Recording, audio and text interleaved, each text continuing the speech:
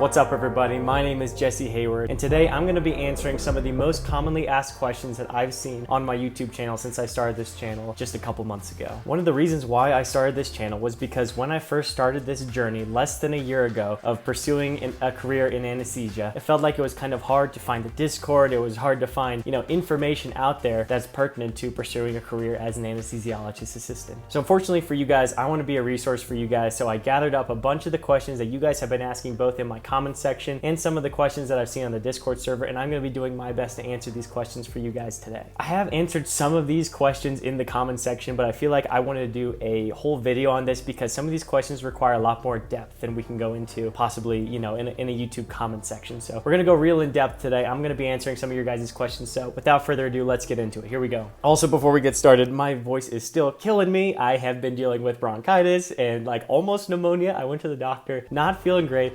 Voice is still a little bit scratchy, but we're gonna power through. We're gonna get through this video. So just bear with me if my voice gives out here and there. So yeah, here we go. Okay, how can I join the Discord server? I've seen this question a lot and I wish I could just put the link in my YouTube description. I've tried that before and for some reason it doesn't work. It always glitches out. I don't know what's wrong with the tech with this, but I'll just give you guys a step-by-step. Go to Google, step 1. Step 2, type in CAA Discord, and typically the first 1 or 2 links that pop up will be the Discord server for anesthesiologist assistants. So it's very simple. Click on that, you'll get an invite, you'll be able to go in, assign yourself a role, whether you're a pre-CAA student, whether you're SAA, a CAA, or just inquiring, you can go and set your role in the Discord server. So just do a quick Google search, you could do it that way. I wish I could provide a link, but it never works, so just hop on Google, you're going to be just fine that way. Would you recommend getting connected to CAA programs before applying? I know that some schools like CU have a rolling admission. Do you think applying in June or July would hurt my chances of getting accepted? So this is a question kind of about the timeline of when you want to apply to anesthesia school. I know that what I did personally,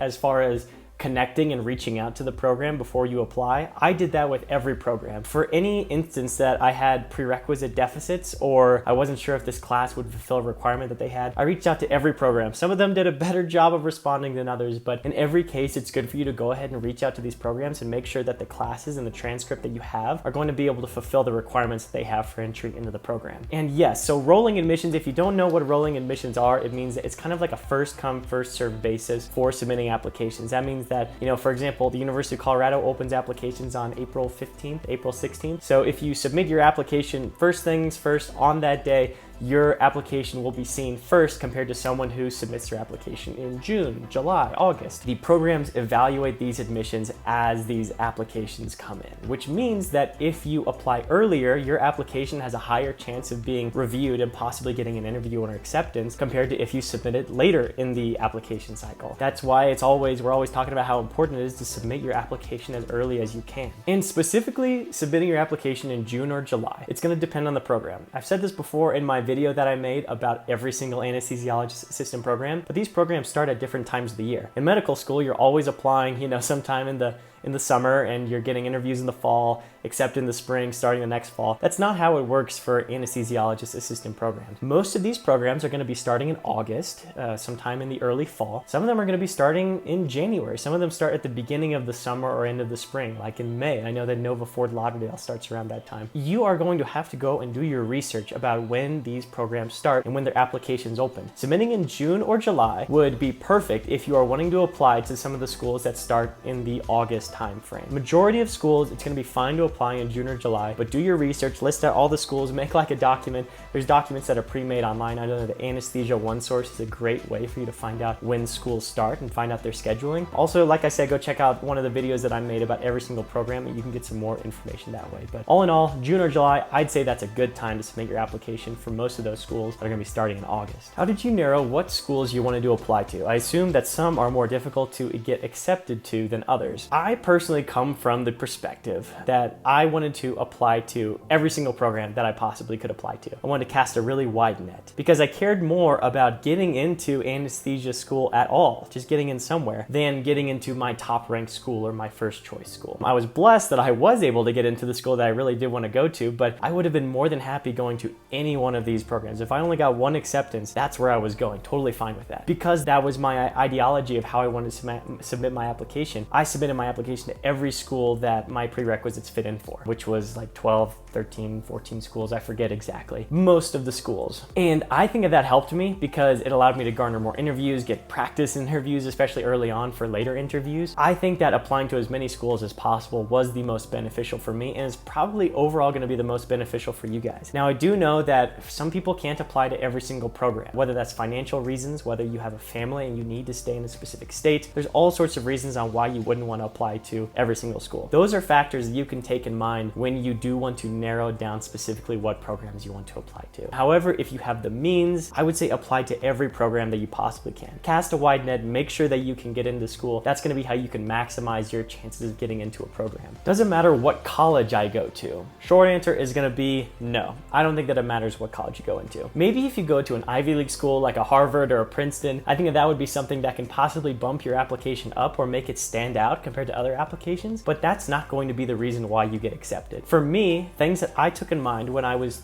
figuring out what college I wanted to go to was where is going to be closest to my support system. So my family, my girlfriend at the time, you know, there were all these different factors that went into what college I wanted to go to that were outside of, is this college going to be the best college for me to get into med school or AA school? Because I wasn't thinking about that at that time. You guys are way ahead of the curve on thinking about this, and I think that's going to help set you guys up for success. But overall, I would say it doesn't matter what college you go wherever you think that you are going to have the most success academically. For me, having my support system helped me excel academically, staying in the town of Greeley that I grew up in and going to the same college that was there in that city. At the end of the day, it just matters going to a place where you can excel in school, get a good GPA, prepare yourself for the MCAT or the GRE, and also make sure you go to a regionally accredited program. Make sure that the credits that you're taking are actually going to be able to apply for graduate school. All right, here we go. I'm studying exercise science, but plan to take biochem and OChem over the next summer and semester before I apply. I know you switched out of it, but do you think exercise science would be looked at as inferior compared to applicants majoring in more common pre-med majors? So basically, it doesn't matter what you major in your undergrad. I say no. Again, absolutely not. I don't think that it matters what you major in. I always love giving the example of the dean of the University of Northern Colorado Medical School that's opening up pretty soon. She has a degree in piano performance. She did a music degree and then got prerequisites, did her prerequisites, went to medical school, did awesome in medical school. Take a major that you're most interested in, because if you're interested in something, you're going to excel in it. Obviously, we're all going into anesthesia. We gotta love science to a degree, so you see these common majors such as biology and chemistry, but I applied with a degree in psychology. That helped me stand out in a certain way in my application. I know that in a lot of my interviews, I was asked about being a psychology major, what I learned and how I applied that to my research, all this sort of stuff. It's okay if you want to pursue a biology or chemistry major, because you're going to be able to double dip those prerequisites, knock out those prerequisites while you're also doing your degree. But also, if you have an interest in something like psychology or exercise science, like we're seeing here, go for it, because what you're interested in is going to be what you're going to be able to get the best grades in and excel in. There's an awesome YouTube channel out there of an anesthesiologist assistant, Anesthesia Sal, and she majored in exercise science. So there's an instance of someone majoring in exercise science and it working out great for them as far as becoming an AA. So if you have a passion for exercise science, for kinesiology, I say go for it. All right, this is probably the most commonly asked question, but is it okay to take classes at community college? Yes, it is okay to take classes at a community college. In my instance, there were some prerequisites that I didn't have for applying to some schools, like Nova Southeastern University. I had to take calculus, an extra semester of anatomy and physiology. I did those through a community college. So it's more than fine to do that. Make sure it's accredited, like I said, but if you do take these classes at community college, they are most likely going to transfer over to admissions for anesthesia school. Are online classes okay? What if I took some prerequisites online due to COVID? Yes, online is okay as long as you are not applying to Case Western University. Case does not accept online classes. So whatever you do, make sure that if you do take online classes, you're not planning on applying to any of the Case Western campuses. Also, again, I would always recommend reaching out to these programs, making sure, hey, I took this class, this is the class information, this is the course number, will this satisfy your prerequisite? Always try to make sure, because these programs will let you know yes or no, and there's some of these really specific, instances of prerequisites where it's always better to check first, as opposed to applying and finding out, halfway through an application cycle that you don't meet a school's requirements. So, but yes, overall, online is fine as long as you're not applying to Case. How much did you study a week through your college years, and do you think someone could catch up in some aspect of high school science for college? So first part, how much did I study in college? Early on, I did not study a lot. I made a video about how I learned how to study throughout college, especially my last year when I got ready to take the MCAT. Early on in college, not a lot. I couldn't even put a number to it. Later on in college, when I got ready for the MCAT, when I took these hard graduate level classes such as immunology, I was putting in probably between 4 to 6 hours of studying a day. And then during the MCAT phase, probably 6 to 8 hours depending on what I was doing that day. If I was just studying or going over practice problems, probably between 5 and 6 hours. If I was taking a practice exam, those taken upwards of 8 hours. So that was about how much I was studying a day in the MCAT phase of my college career. However, this is gonna vary great. I think I hear medical students or pre-med students say these crazy hours of how much they're studying. It's okay if you don't study those crazy, insane amounts of hours, you know, and there are days where I took days off from studying, or I just decided to let my brain rest. That's totally fine. It's gonna vary depending on what exactly you're studying for and your personal study strategies and study habits. And secondly, yes, I think that you can get a bit of a jump start on the sciences in high school. Specifically, what I recommend is dual enrollment courses. I didn't take full advantage of this because I switched schools between my sophomore and junior year of high school. I know that at the school that I transferred to, they had college level biology classes. I took a dual enrollment English class. That helped me get college credit that I was able to use to fulfill some of these prerequisites for these AA schools. Also, AP classes are great. I think that all of these are certain ways that you can get a bit of a jump start and sort of practice how you're going to study when you get to college. Practice learning how you study best, learning what your study strategies are in a lower stakes environment like high school, so that by the time you get to college, you're going to have those nailed down. You're going to be able to master the art of studying for these really hard classes once you get to college. Oh, sweet, an Anki question. When you create a deck on Anki, did you make up the questions yourself or use a software to make up questions from your PowerPoint? So I'm going to speak to this question from the lens of taking the MCAT because, you know, that's pretty much the only time that I've used Anki. I didn't use it a lot in my undergraduate classes, a little bit for immunology, but I used it for the MCAT mostly as far as studying goes. And I only used premade decks. I was not very good at figuring out how to make these flashcards using the blur out feature and everything. So I use premade decks, and I think that these premade decks are awesome. There's a lot of research that went into making these decks. They're all very high quality. The deck that I specifically used for MCAT studying was called the Jack Sparrow deck. You can look that up online with a quick Google search. I think that one was the most comprehensive. However, in retrospect, there's another deck that's really awesome called the Miles Down deck. The reason why I would prefer that one now and why in retrospect I wish I used that deck is because it covers a larger amount of information at more of a surface level. The MCAT is a test of breadth rather than depth. If you know a lot of things really surface level, there are some things you need to know like on a really deep level, but the MCAT is just knowing an insane amount of information, or at least having heard of that information and applying it to critical thinking situations. I think the Miles Down deck is good because it covers a lot of information at the very basic level and it lays it all out for you. Again, anytime you do an Anki deck, it's gonna feel like a lot at first. It's gonna feel very daunting, but I like the Miles Down deck because it focuses on the essentials and it focuses on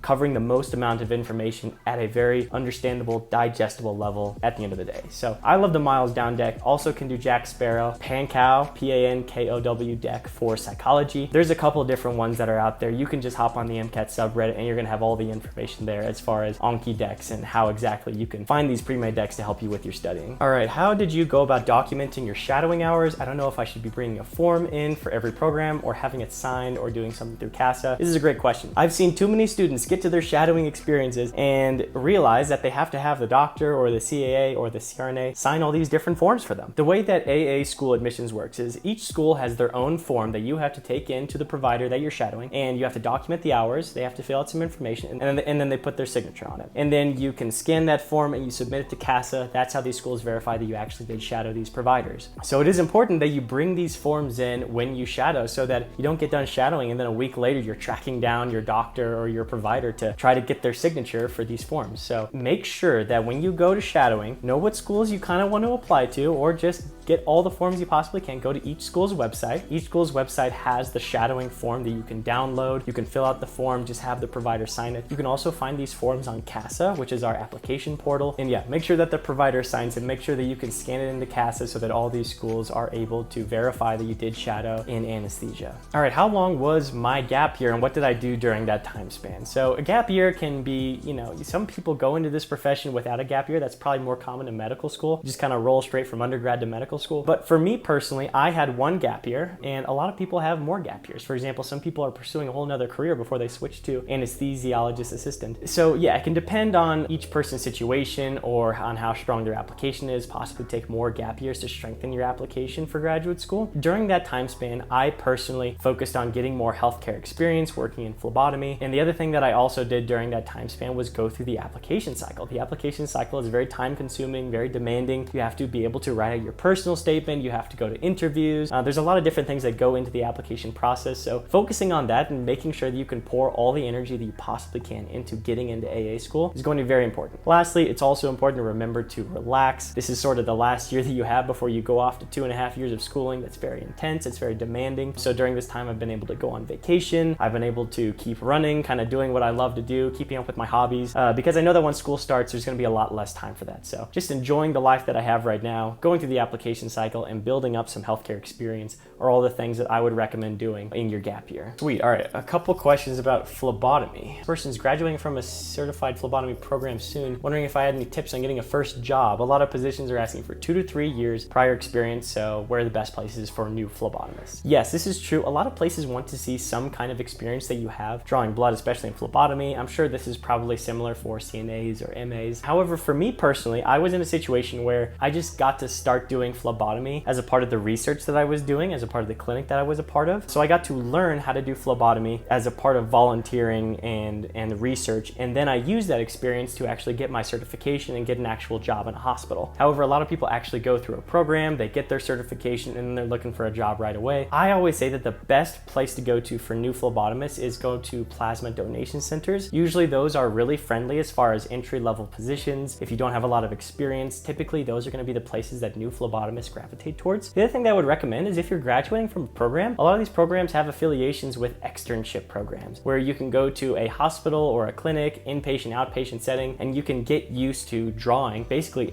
an extended part of the program. If you graduate from a program, reach out to those people that are running that, reach out to your instructors, see if they have any connections and sort of network a little bit. I'd say that that's the best way to possibly find a job or get connected to, working in phlebotomy after you already get your certification. So a couple strategies to get your first job in phlebotomy. Did I ever have to get my certification as a phlebotomist, or was it volunteering through which I learned phlebotomy skills? Kind of like I said earlier, I got to volunteer, do that in a clinic setting first as a part of the research that I was doing, and then I used that experience to go into an actual job in a hospital. It's very different for a lot of people, and it kind of depends on like what state you're in or what the restrictions are for working in phlebotomy where you live. Yeah, probably one of the more common ways to get into phlebotomy is to go through a program, go through an externship, and then you get your first job. For me, it was kind of a unique situation. For each person, it's probably going to depend on if you go through a program or not. All right, is it true that Colorado only takes the MCAT but not the GRE? Yes, you have to take the MCAT in order to apply to the University of Colorado. Can you take the MCAT and the GRE? You can,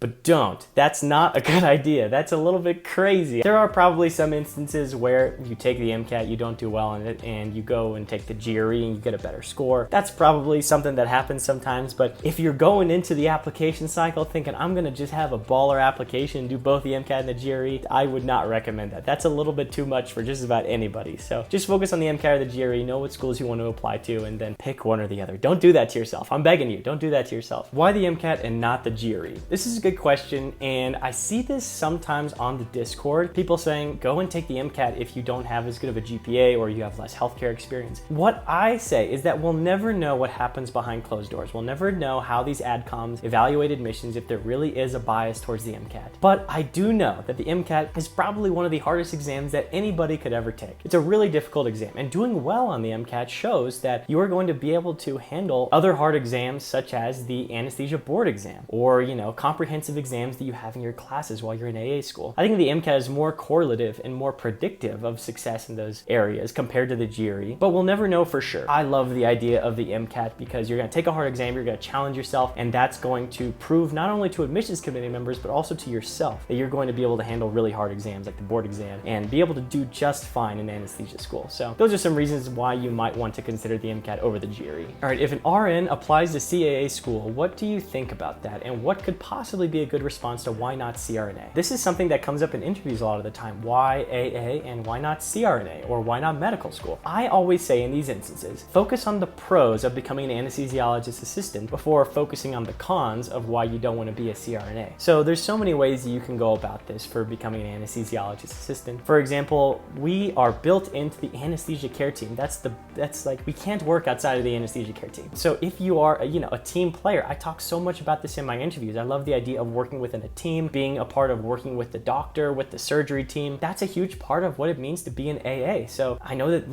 there's places that are doctor only, where they only have anesthesiologists doing these cases. There's places where CRNAs can work independently, for example. But anesthesiologist assistant is special because you're only working in that team setting. You're always working in a team. That's probably a pro that I would really zone in on and really focus on if you are asked this question. So keep those in mind. Although a lot of people will probably ask you why not CRNA, it does happen, people going from RN to anesthesiologist assistant, so you're not alone in that. Keep some of those answers in mind. Hopefully that helps you as you kind of go throughout this process of deciding if you want to become an anesthesiologist assistant. All right, we got a comment from Cam. Love Cam. He's a Case Cleveland student anesthesiologist assistant right now. Love seeing his comments. Keep working hard and putting up videos. What are your plans to prepare for starting AA school? This is a great question. A lot of people will say you can't prepare for AA school because, you're going to try to learn all these things. You're going to try to learn drugs. You're going to try to learn, how to intubate. And it's just not going to happen until you're actually there learning that stuff when you're in school. And I agree to a certain extent with that. However, what I have done is I've tried to be a sponge in my experiences before I go off to become an AA and go through AA school. For example, I started with reading this book. I'm going to make my way through Anesthesia Made Easy. I've heard a lot of good things about this book. There's a lot of other really introductory guides to anesthesia, but I've heard that this is the most digestible for people who know nothing about anesthesia, such as me.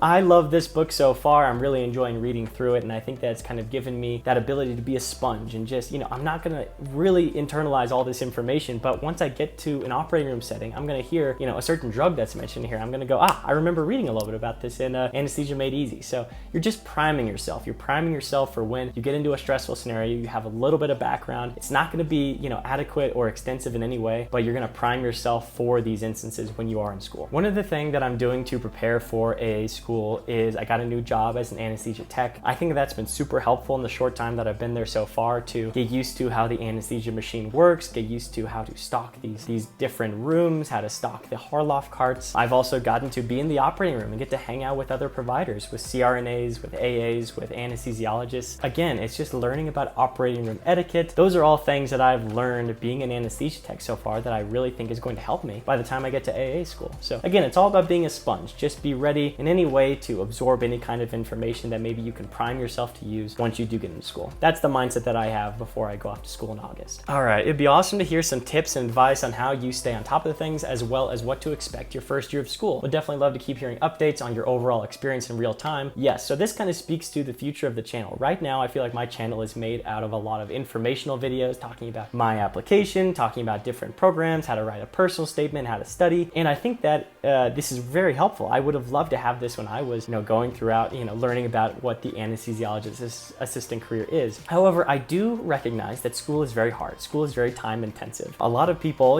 get to school and then they realize, I can't keep up with social media. I can't keep up with my hobbies because my whole life is school right now. And I get that that does happen sometimes. I do have the vision for the channel that once I do go to school, it will probably be less of these informative videos and more of these, what is it like to be a student anesthesiologist assistant type of content. There's a great YouTube channel by Sean Anderson. He's a doctor. He's going into anesthesiology. He started off kind of making this informational content. And, I watched his first video a long time ago talking about his application to med school. And now what a lot of his content is just him, even just talking in his car before or after going to the clinic and just talking about what it's like to go through residency or what it's like to go through medical school. That's kind of the vision that I have for the channel. It will probably be less put together because, going through school is very difficult. I always leave this for me that if things ever get too hard, if things ever get too stressful or time consuming, then I'm fine just shutting it down and just getting through school, because finishing school and doing well in school and passing the exam and being the best AA that I can be is going to be more important than making a YouTube channel or doing well on YouTube. I do think that this channel has a purpose, the purpose of informing you guys, helping you guys through this journey. But these are all sort of things to consider on what the future of my channel is going to look like. So yeah, I'm always planning on making videos, making more content. It just might look different and evolve over time as we get to AA school and even beyond AA school as a CAA. All right, here's the $1 million question. Why didn't you go to medical school instead, your GPA is competitive, and you pass the MCAT. I had to wrestle with this question for quite a while when I was deciding if I should apply to medical school or if I should apply to AA school. I'll start this off by saying that it was a very difficult decision to make, to say, yeah, I'm gonna go to AA school, I'm not gonna apply to medical school. I got to that conclusion for a couple of different reasons, but the biggest reason was that I sat down and I thought about what are my priorities? Where are my priorities at in life? What do I want to accomplish? List it all out. Where does a career fit into that? Where does being an AA or a doctor fit into that? When I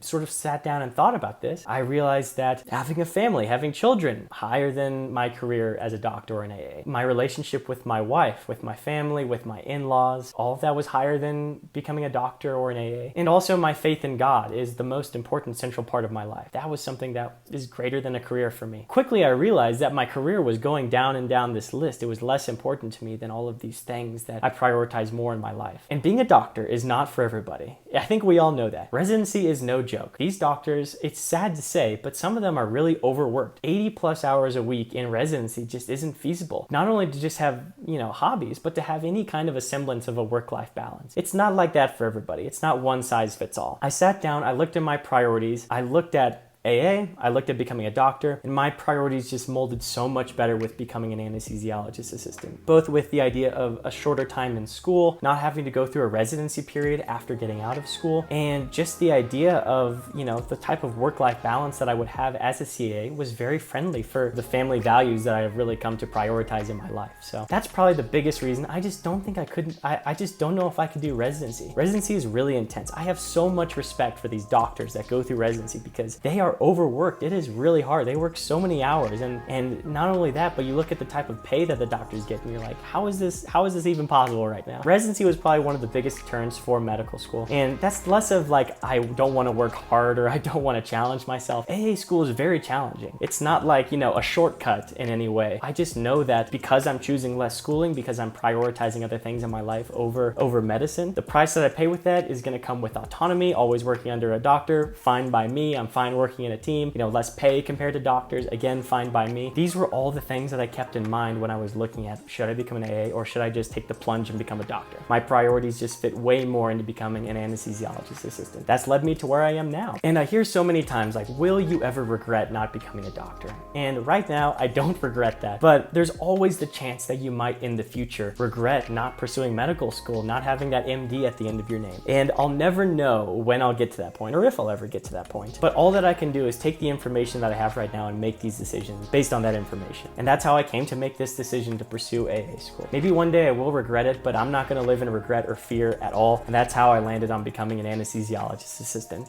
All right, guys, we made it to the end. We got through all of your guys' questions. Thank you guys so much for watching all the way to the end. If you guys have any more questions, leave it down in my comment section. I'll probably try to make these videos kind of regularly answering your guys' questions because it's so much easier to display and express how I feel and how I can answer these questions in a video rather than just in the comment section. That's gonna do it for now. Thank you guys so much for watching. We'll see you guys in the next one. Bye-bye.